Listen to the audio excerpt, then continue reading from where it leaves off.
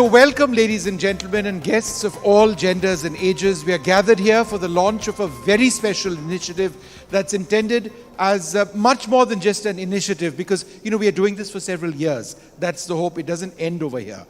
That's the key goal. We hope to make this a movement, in fact, across the country. Samarth by Hyundai, mobility, accessibility, and inclusivity for all, because the disabilities that some of us have to live with should not define how we live or what we can or cannot achieve. And who better than to talk about that than Nitin Gadkari, the Minister for Road Transport and Highways. Thank you, sir, very much for spending some time with us. One of the biggest concerns that people raise across the country is accessibility on buses. Now, there are some statistics that point out that only 9% of buses in the country are accessible to those with disabilities. Now, there's only so much that the center can actually do, but do you believe that this is a problem that needs to be addressed? You are absolutely correct. This is one of the problems because of our bus code.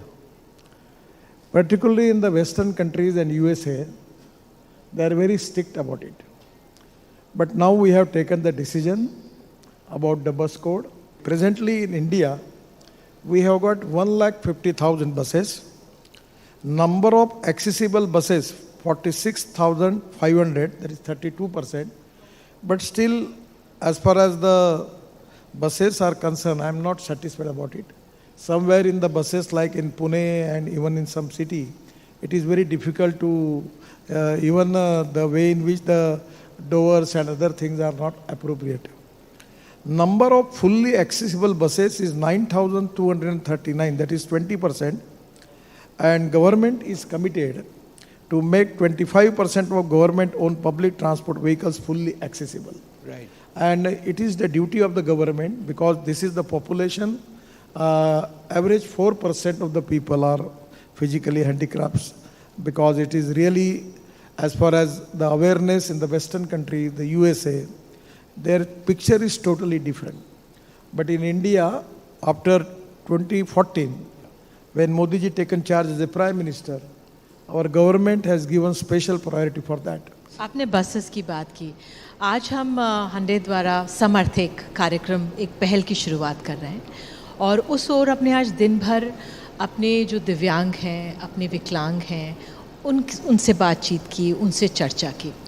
आपका जो मंत्रालय है, क्योंकि हमारी चेष्टा भी यही है कि उनकी राह जीवन की सुगम हो, और आपके मंत्रालय की भी कोशिश यही रही होगी कि उनका जीवन सुगम हो घर से बाहर निकलते ही. किस ओर आपका मंत्रालय आगे बढ़ रहा है, क्या आप हमसे साझा कर सकते हैं? देखिए, आप हमको मदद करिए. मुझे जो भी ऐसे लोग अप्रोच होते हैं, कभी उनके आंखों में प्रॉब्लम होता है, किसी को हाथ नहीं चलता, किसी का पैर नहीं चलता, वो नीचे से ब्रेक नहीं लगा सकता, मैं धन्यवाद दूंगा ऑटोमोबाइल इंडस्ट्री को कि 1,47,000 ऐसी कार है कि जो स्पेशली दिव्यांगजनों के लिए डिज़ाइन की गई है.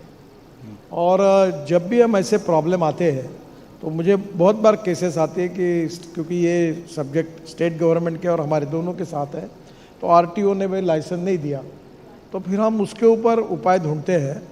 और ये 9 साल में मैं इसका मंत्री हूँ और मैं विशेष रूप से संवेदनशील हूँ.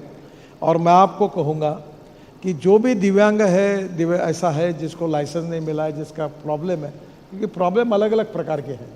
किसी के दोनों पैर भी काम नहीं कर रहे, किसी के एक हाथ काम नहीं कर रहा है. तो हम लोग हर चीज़ पर उपाय ढूंढ रहे हैं, नियमों में दुरुस्ती कर रहे हैं, और उनको लगातार हमको समाज के साथ बराबरी में आने का उनका अधिकार है. ये उनका फंडामेंटल राइट है और हमने उनको मदद करनी चाहिए. हमारा कर्तव्य हम कर रहे हैं. इवन आपके भी नज़रों में ऐसा कहीं आता है कि भाई दिस इज़ ए प्रॉब्लम जिसके कारण नहीं हो रहा है, तो लगभग अभी तक 9 साल में जितने हैं उतने प्रॉब्लम सॉल्व किए. अगर होगा तो मुझे दीजिए, हम उसके ऊपर वे आउट निकालेंगे और सॉल्व करेंगे. सर, इस इनिशिएटिव के द्वारा हमारी कोशिश ये है कि हम सहानुभूति नहीं, लेकिन लोगों को संवेदनशील बनाएं, अपने समाज को भी साथ लेके चलें. हमारा जो ट्रांसपोर्ट विभाग है या आपका मंत्रालय है, किस तरह से जागरूकता फैला सकता है कि जो हमारे दिव्यांग हैं या हमारे विकलांग हैं, उनके प्रति हमारा नज़रिया एक समावेशी हो?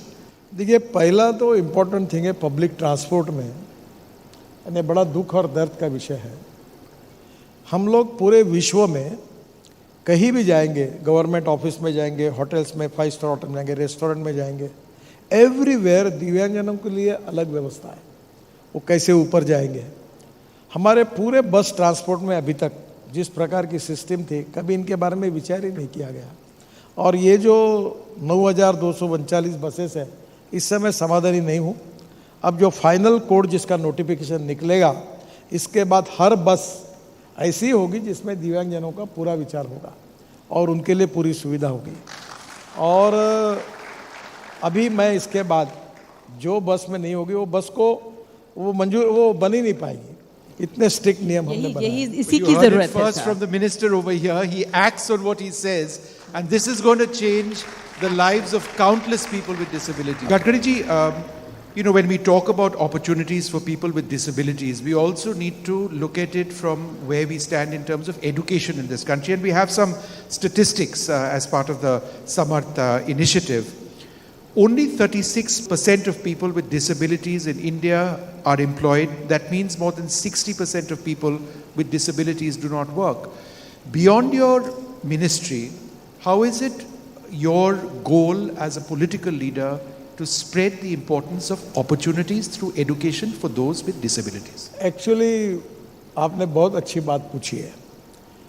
मैंने उज्जैन में एक दिव्यांग पार्क देखा, फिर उससे 3 गुना बड़ा 4 एकड़ जगह पर मैंने एक दिव्यांग पार्क बनाया। उसका कंसल्टेंट उज्जैन से ही है, और वहाँ इतना अच्छा है कि ऑल टाइप ऑफ दिव्यांगन, जहाँ वो ब्रेन लिपि में लिखा हाथ लगाएगा तो उसको समझेगा, ऑल टाइप के इक्विपमेंट्स, उनके स्पोर्ट्स के इक्विपमेंट अलग से, तो दिव्यांग पार्क बनाया। फिर हमारे यहाँ मराठी में मेंबर ऑफ पार्लियामेंट को खासदार बोलते, खासदार क्रीड़ा महोत्सव, तो अभी वो चालू हो रहा है, जो इनकी भी सहयोग मिलता है उसको। 60,000 प्लेयर खेल रहे हैं और 48 ग्राउंड्स हैं और 53 गेम्स हैं, तो दिव्यांगों के लिए अलग ये होता है। तो अभी मैं 7 एकड़ जगह पर स्पोर्ट्स का केवल दिव्यांगजनों के लिए एक बड़ा ये बना रहा हूँ, स्पोर्ट्स का बड़ा स्टेडियम बना रहा हूँ। और मुझे लगता है कि हर शहर में कम से कम अलग अलग प्रकार का एक गार्डन, एक स्पोर्ट्स के बड़ी अलग अलग प्रकार के, उनके स्पोर्ट्स अलग है, उनके स्पोर्ट्स के नियम अलग है और उनके भाषा अलग है, उनके लिए इलेक्ट्रॉनिक्स की जो इक्विपमेंट्स है वो अलग प्रकार की है।